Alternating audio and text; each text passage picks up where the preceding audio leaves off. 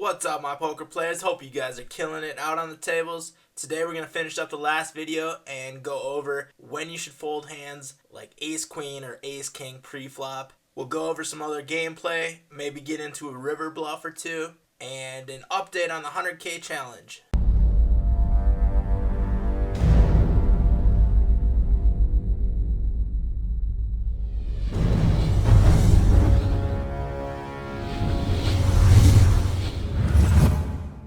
Let's take a look at that ace-king hand that was just playing.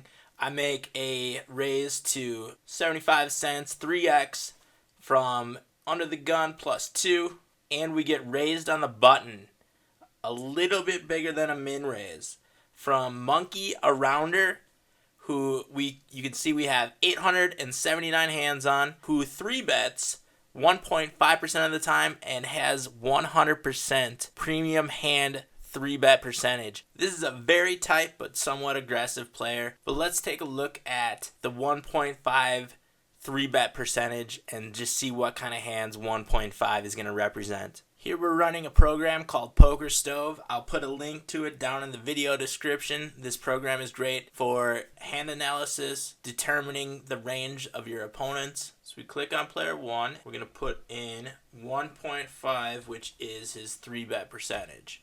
1.5 gives us aces, kings, and queens. As you can see, after putting an ace-king offsuit against his queens plus, our equity is less than 31% to 69%. We're going to win this hand less than a third of the time. Just one of those situations where you want to get away from it because you're most likely drawing out on this player. And ace-king is a drawing hand, and you should always look at it that way. So you want to get away from it cheap. Don't risk the money. You're not risking money that you don't put in the pot. You're going to see 2 more cards in about 5 seconds, so just get rid of it. Forget about the 75 cents. We're going to win a bigger pot later on. Now we're looking at a hand that I'm going to be playing from the button. I have 9-7 of clubs. Looks like I thought about folding it right away, but then it folds around to me. I look to my left. I see 2 tight players, high fold percentages post-flop from the small blind. 9-7 suited is one of those hands that plays well in position. So I make the raise to 3x, hoping that I can just steal the pot right away or steal the pot on a flop from the small blind or the big blind. This is kind of what you want. You want to get in a pot heads up against the player who has the 100% fold percentage on the flop turn and has a high fold percentage on the river as well. So I'm going to make a post-flop bet here with nothing but a gut shot straight draw and backdoor flush draws, along with a couple other backdoor draws. But the goal is to win the pot right here on the flop, and hopefully this guy folds.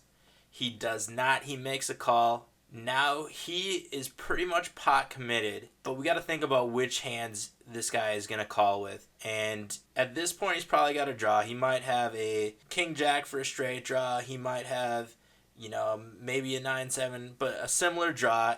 And with the 6 on the turn and the deuce on the river, none of the draws got there.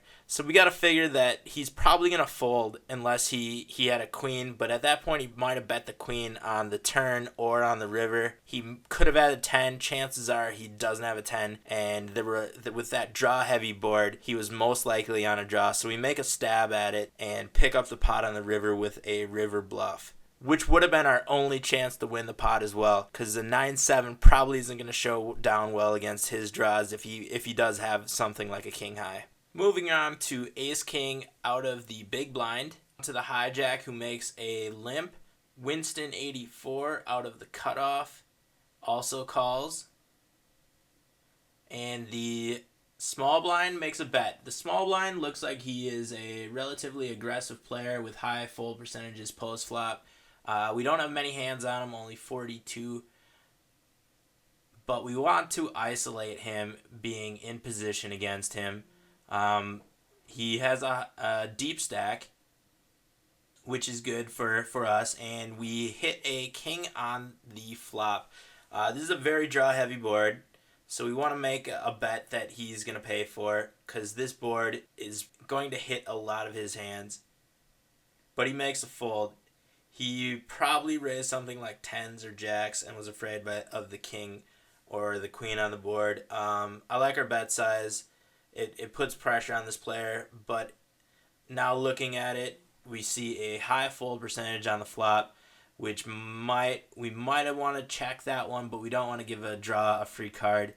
So you can argue either way. I'd love to hear your opinions. If you want to tell me what you would have done, tell me down in the comments section below. Tell me if I'm wrong. I might be wrong, but I'd love to hear. Let's learn together. With that, we're going to end the video for today. I still have a bunch of hands I want to go over with gameplay from the last couple days. I also now have a final table from last night, so that's exciting. We can go over that. I'll show you exactly how I got there. I recorded the entire final table. It's a good few hours worth of footage. I'm going to break that down, and we can do some grid analysis on that as well. So make sure you hit that subscribe button below. Give me a thumbs up if you like the video. If you have any comments or questions, leave them down in the comment section. Make sure you check out the video description for all the great links to America's Card Room, Hold'em Manager, as well as Poker Stove. Thanks for watching, my poker players, and look for me out on the virtual felt of America's Card Room.